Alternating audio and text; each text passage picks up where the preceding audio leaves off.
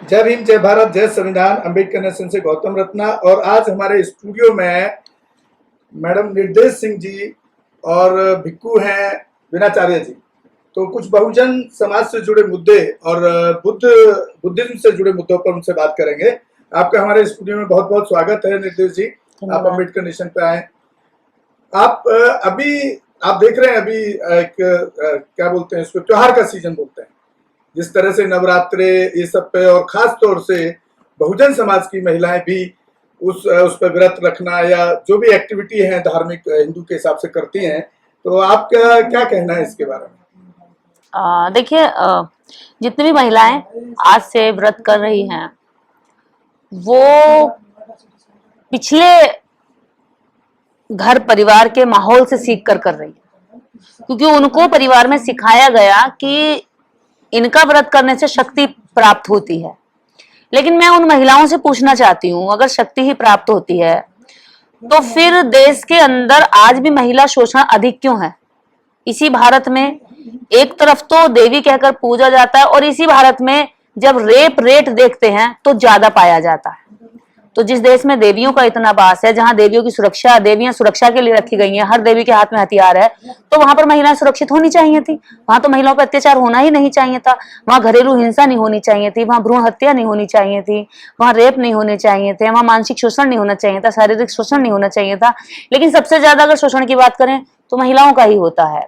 अभी घर में ही हम अगर लेकर चलें तो महिला आज भी दोहरी नागरिक कही गई है भारत के अंदर। अगर एक तरफ कहें कि भी पुरुष बलिष्ठ माना जाता है, एक तरफ महिलाओं कहें तो उसे कमजोर समझा जाता है।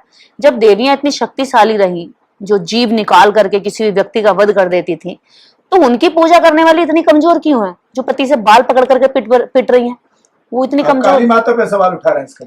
हाँ, जो भी आप नाम ले लें, मैं तो नाम नहीं ले सकती क्योंकि मेरे शब्दों से आफत ज्यादा आ जाती है। तो यही मैं कहना चाहती हूँ कि जिसको आप देख रही हैं, पूज रही हैं, उसके आगे आप नतमस्तक हो रही हैं, आप ये बताइए, ये देवी तब कहाँ थी जब फूलन देवी के साथ, फूलन के नाम के आगे भी देवी लगा है, शायद इन्हीं देवियों से प्रेरित होकर उसके घर वालों ने लगाया होगा देवी। जब फूलन देवी के साथ बारी बारी से अलग अलग पुरुष उसके साथ दुराचार करते हैं, उसका रेप करते हैं, उसके बावजूद उनका जी नहीं भरता है, वो उसको नग्न अवस्था में करके, आप सोचिए कि अगर चुन्नी भी हट जाती है तो महिला उसको संभालती है, साड़ी हट जाती है तो उसको ठीक करती है, कहीं मेरा अंग तो नहीं दिख रहा। वो महिला जब उसका बारी बारी से रेप करते हैं गांव के लोग, तब देवी कहाँ थी? उसके नाम के पीछे भी देवी लगा था, तब देवी को रुद्र रूप क्यों नहीं लिया? तब देवी ने जीभ क्यों नहीं निकाली? तब देवी की आंखें क्यों नहीं फैली? तब देवी को गुस्सा क्यों नहीं आया जब वो एक देवी का रेप हो रहा था? दूसरी चीज, उसके बाद उसको नग्न अवस्था में करके कुएं से पानी भरवाया गया। आप उसको देखकर आम जनता, आम नागरिक, आम इंसान देख करके अंदर से बड़ा द्रवित हो जाता है, बड़ा आहत होता है कि कितना मतलब कितनी विभत्स घटना है।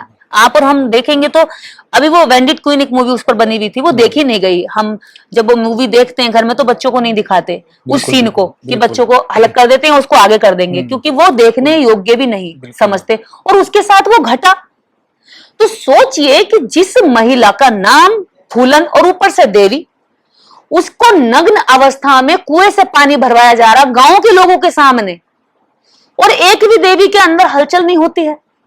ये कैसी देवी है? मैं हैरान हूं कि ये इन महिलाओं के दर्द को समझती क्यों नहीं है। जब ये शक्तिशाली है तो अपराधियों के ऊपर किसी तरह का प्रहार क्यों नहीं करती? क्या आम जनमानस को डराने के लिए केवल हथियार है? हैं कि मेरी पूजा करो वरना मैं तुम्हें इससे काट दूंगी? क्या अगला सवाल बंते जी से लेंगे मैडम। बंते जी, मेरे साथ एक घटना हुई है, उसको आप किस तरह से देखते हैं और क्या हमारे बहुजन समाज को संदेश देना चाहेंगे? 2 साल पहले मैं एक किराए का घर ढूंढता हूँ, जिस पर मैंने एक मूवी भी बनाया है, और मुझे किराए का घर नहीं मिलता है बिकॉज ऑफ कि मैं एक कंडीशन लगाता हूँ जब किराए का घर ढूंढने जाता हूँ दिल्ली के अंदर, दिल्ली जैसे कैपिटल राजधानी के अंदर, कि मैं अंबेडकर साहब की स्टैचू लगाऊंगा, बाबा साहब भीमराव अंबेडकर की, और मैं बुद्ध की स्टैचू लगाऊंगा। खाली इतना बात सुनकर के मुझे रेंट पे घर देने को कोई तैयार नहीं है और 6 महीने तक मैं संघर्ष करता रहा चीज। तो इन चीजों का कैसे सॉल्यूशन निकाला जाए? मतलब आज की डेट में अगर आप अंबेडकरवादी हैं तो सीधा एक टैग लग जाता है आपके ऊपर कि आप संयुक्त कास्ट हैं। देखिए, इतिहास बार बार दोहराया जाता है। तो ये आपको गर्व होना चाहिए क्योंकि आप बाबा साहब की संतान हैं। तो ये इतिहास शायद आपके साथ भी दोहराया जाता हो, क्योंकि जब बाबा साहब अंबेडकर जी का पता चला कि वो शेड्यूल कास्ट से है, बिल्कुल वो अछूत जात से है, तो उनका भी सामान, उनका भी बैग, उनका भी सारा जितना सामान था वो सब कमरे से बाहर फेंक दिया गया। केवल ये पता चलते सार कि ये अछूत है, ये शेड्यूल कास्ट से है, अनुसूचित जाति से है। तो आप सोचिए, बाबा साहब अंबेडकर जैसी शख्सियत को भी रेंट का कमरा नहीं मिला, और पूरे बड़ौदा में नहीं मिला। घर घर जाके लोगों से पूछा, सरायों से पूछा, जो जिनका काम ही किराए पे कमरे देना है। सबसे बड़ी बात सोचिए, जिनका काम किराए पे कमरे देना है, यानी उन्हें तो पैसे से मतलब है, उसके बाद पैसा मिलना चाहिए, उसके बावजूद भी उनको जाति बड़ी लगी। उनका किराया तो लेना, पर अछूत जातियों से नहीं लेना, अनुसूचित जाति से लेना। किराया लेना तो किससे? सामान्य जाति से लेना। तो जो जाति का दंश बाबा साहब ने झेला, अगर वो शायद आपके साथ भी आया, तो मैं तो कहता हूं कि आपके अंदर वो खून है कि लोगों को पहचान है कि आप बाबा साहब की संतान है। तो आप इसको अपने पे अन्यथा ना ले, आपको गर्व करना चाहिए कि आज अगर मैं रेंट का ले रहा हूं, तो बाबा साहब ने उस समय कहा था, जब वो अभी संकल्प दिवस गया है, और 23 सितंबर को जो बाबा साहब अम्बेडकर बैठे थे पेड़ के नीचे, एक तो संकल्प ले रहे थे, वो संकल्प ये भी ले रहे थे कि मुझे अपने समाज के लोगों को ऐसे काबिल बनाना है, उतना काबिल बना देना है कि वो किराए का घर ना ढूंढे, वो अपना घर बना दे। और जिस दिन अपने घर बन जाएंगे, अब वो किसी को भी रोड पे चलता हुआ हो, किसी भी जाति का हो, किसी भी धर्म का हो, और किसी भी संप्रदाय का हो, उसे किराए पे कमरा देने से मना ना करें, वो किराए का कमरा देने वाला बन जाए। लेकिन बनते जी, यहाँ पर एक सवाल और उठता है, आज बाबा साहब के संकल्प दिवस को कितना साल हो चुका है, और बाबा साहब को 22 प्रतिज्ञा और बुद्धिज्म का जो रास्ता दिया, फिर भी वो बहुजन समाज बुद्धिज्म के रास्ते पर चलने को तैयार नहीं है। इसका क्या सॉल्यूशन होना चाहिए, कैसे होना चाहिए? ये बात आपने सही कही है कि 100 साल से ज्यादा समय बीत गया है। 100 साल से वो कहते हैं कि दशक भी बहुत बड़ा होता है परिवर्तन के लिए।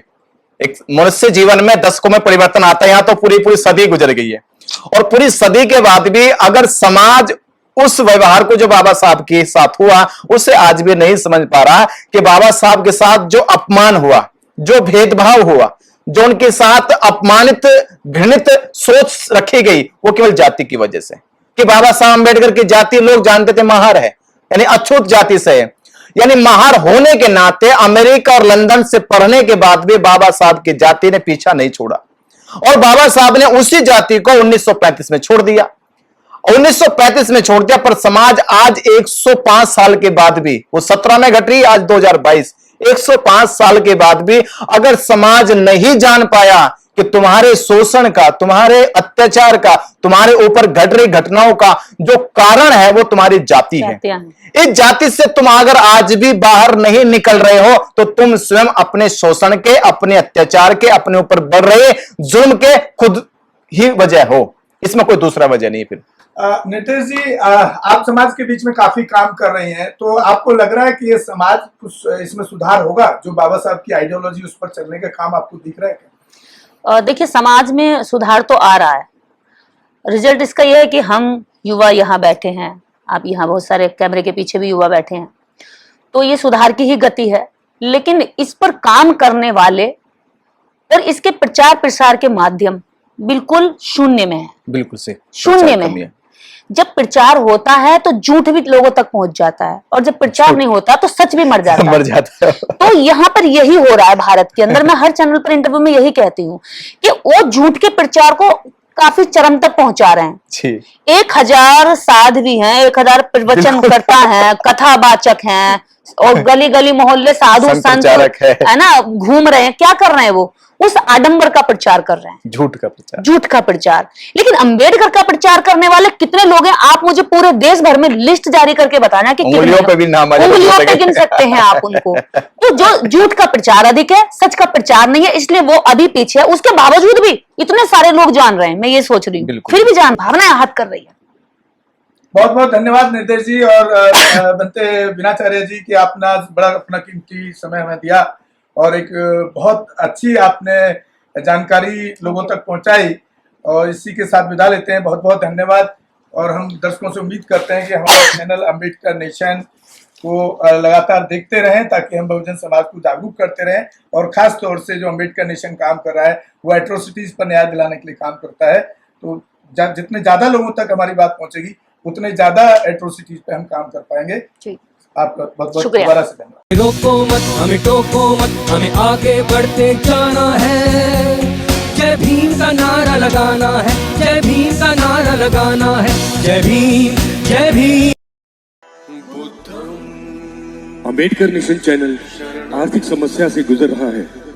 अगर आप बहुजन समाज में बाबा साहेब अम्बेडकर और तथागत बुद्ध की विचारधारा को अधिक से अधिक लोगों तक पहुंचाना चाहते हैं तो हमें आर्थिक सहयोग प्रदान करें, ताकि हम अपने चैनल के माध्यम से देश विदेश में समता, बंधुता, एकता और संवैधानिक अधिकारों को ज्यादा से ज्यादा लोगों तक पहुंचा सकें।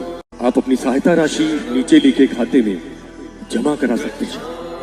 खाता धारक गौतम रत्ना, खाता संख्या 3169576865 IFSC कोड SBIN 0060336, बैंक भारतीय स्टेट बैंक।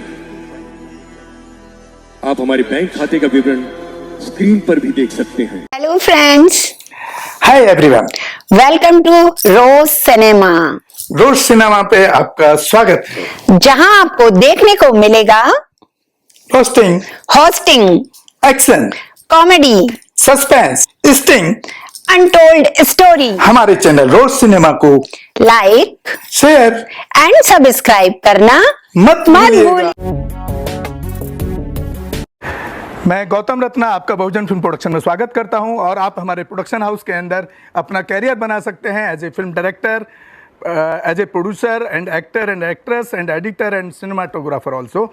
अगर आपको फिल्म से रिलेटेड कुछ भी प्रोजेक्ट आपको बनवाना है तो हमारे पास में पूरा सेटअप है, जिसमें फिल्म कैमरा है, शूटिंग लाइट्स है और एडिटिंग है। सारा A to Z एक ही जगह पर आपको हमारे यहाँ पर मिल जाएगा। तो दोस्तों, आप हमें कांटेक्ट कर सकते हैं हमारे नंबर्स पर 9810085714 और 8510005714। हमारे वेबसाइट पे विजिट कर सकते हैं www.filmserviceindia.com, और हमें मेल भी कर सकते हैं gautamfilmsproduction@gmail.com पर। धन्यवाद।